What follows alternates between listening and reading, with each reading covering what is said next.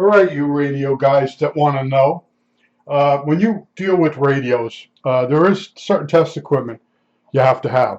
But this BC314 is a zinger. The IF strip is 92.5 kilohertz. So that throws all your test equipment off.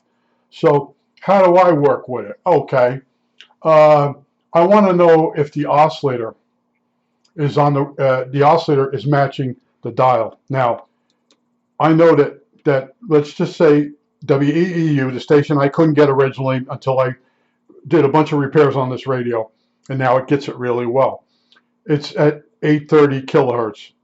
So I know that the IF on this radio is 92.5 kilohertz. So you take a calculator and you add 830 kilohertz or 830 plus 92.5. When you hit enter, you're going to get 922 kilohertz, which is in the AM broadcast, man. 922 kilohertz, 0.5. But this is so much more accurate than any of the equipment back in this day. But in other words, it's good enough to get started. So this now is set for 922 kilohertz.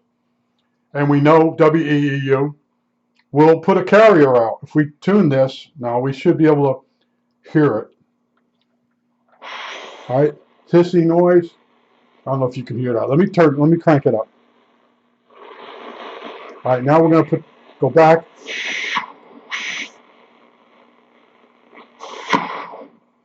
See how it got quiet? Go to the other side. Okay? And there's a bar graph on this radio, so you know when you're dead on. So then you look up at the dial and see if you're on 93, 830 kilohertz. If not, you move your oscillator to match the dial. That's all you can basically do to start off. So once you have that, then everything else should fall into line. But if you want to make sure the oscillator is working, see, when you're troubleshooting, you got to know what the IF is. If the IF is 455, you put the dial towards whatever your favorite station is, take that number and add 455 kilohertz to it. And then that you set your other radio. And a lot of times, little transistor radios lose their local oscillator. So when you turn them on, you get a hissing noise like it's getting background noise of the atmosphere, but you don't get any stations. Local oscillators out. Very common problem. And this is the trick way of checking the oscillator if it's on frequency. But you have to have a good digital radio. All right, you have to have something, and you can use the dial and tune the oscillator, but never touch the IF cans, because you can offset the oscillator and the dial, and then offset the IF, and it'll all align. You can align the radio off, so you could make your radio 456 kilohertz IF. You can shift it over, but the IF can resonates the most violently, and it has the most gain, or Q, whatever you want to call it, when it's at its tune frequency. So a 455 can works best when it's at 455. A 92.5 kilohertz can on this radio works best at that frequency. You can cheat if you really don't care, but if you really want to align it, the first step is making sure that your local oscillator is on the right frequency when it's on the dial, when it's on the station you want. Dead center, everything's fine. That's how you do it. Now, other people have all kinds of test equipment, and I have to turn this off. It's making me nuts. All right, all right. Anyway, other people have all kinds of test equipment, but when you're starting out, there's all kinds of things you can use. Now, in this case, I showed you how to make this. This is a signal injector. You push this button here, it ejects signal. So you can go all the way from the antenna. All right. All the way, it's right through the IFs. We in the camera? Okay, here we go. I know some people like to see this stuff being done. That's the first IF, second IF. mixer. As you go back from the antenna back to the radio, this will get lower. When you go from the audio, the volume control, to the antenna, this will get louder. It all makes sense once you understand what the hell you're doing. Now, you don't have one of these. You didn't build it. You don't have a signal generator. All right, so you take a piece of wire, about 30 feet of wire, run it around in the room, anywhere, and then put yourself a little test probe on the end. And what that does is that piece of wire picks up a lot of noise, and then you use that to go from the volume control all the way out to the antenna. Hopefully you find a stage that's dead. That's how I fixed all the car radios. I had a fluorescent light above my workbench. I had a wire that ran up across over the top of that fluorescent light, not touching anything, just picking up the noise from it. And then it come down, there's a little probe. And I get the car radio in, and the first thing I would do, hook it to the 12-volt supply, make sure you got the plus and minus right. You put your antenna on, you touch that wire on the antenna, you tune around, you got nothing. So now you go back to the volume control of the radio and touch it, and then you'll get noise, just garbling noise. Okay, so now the final outputs are doing something, so you should hear a station. Go to the IFs all the way up. Now on car radios, most of the time the speaker dried out, and then it shorted, and it blows the power output transistor. All right, once in a while you lose an IF transistor. Also, if a person was a heavy smoker, the tars and nicotines would actually get inside the IF cans, and you'd get, they call it silver mica disease.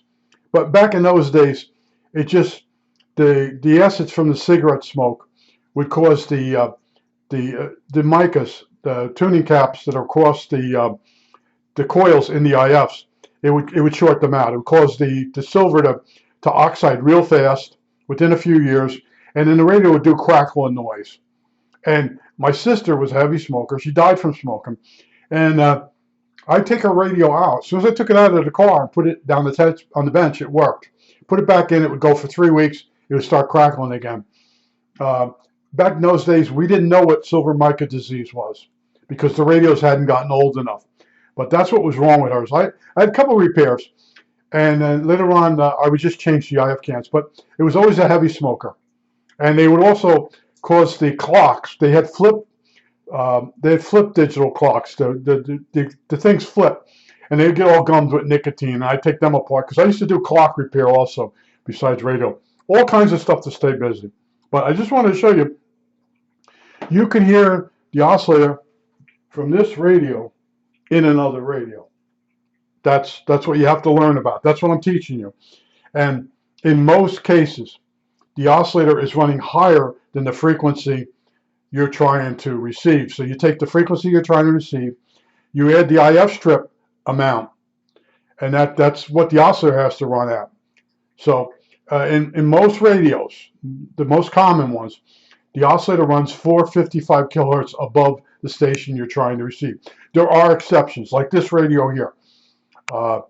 The oscillator is running 92.5 kilohertz higher because that's what the IF is. And once you get these things in your head, you can then test that your oscillator is working.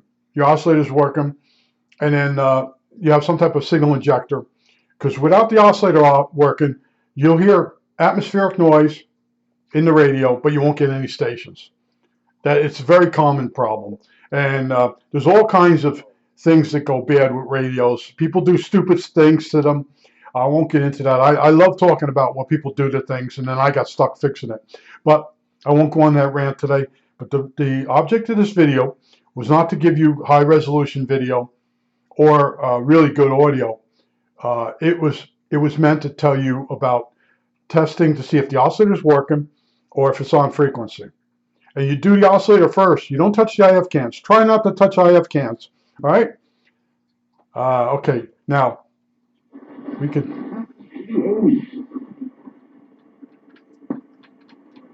Vacation, Portland, Mexico.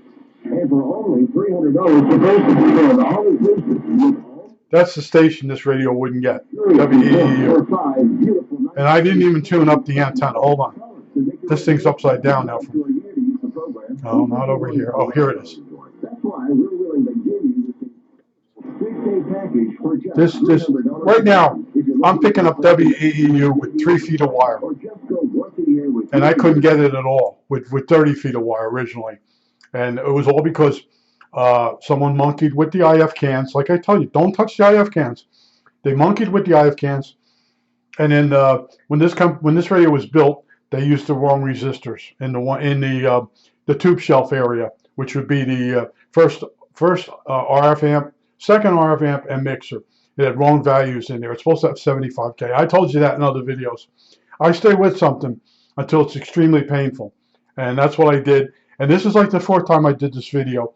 I kept saying, what you have to understand is the oscillator has to run you take the value of the IF, which would be 455. So then the oscillator has to run 455 higher. So you take the frequency of the station you want to receive, add 455 to it, and that's the frequency the oscillator has to run at, and you pick it up over here to get the station. And sometimes the oscillator does run 455 below the frequency of the station. But once you get the concept that the oscillator isn't running at the frequency you want to receive, it's running higher or lower, and you have to have a way to measure it. And without test equipment, how do you do that? Well, you use a digital radio. And then if you watch Shango 66, he uses an SDR that's got a digital screen on it that shows where the oscillator is, and it puts a tag on it. It's pretty cool stuff. I think that's it. All right, that's it.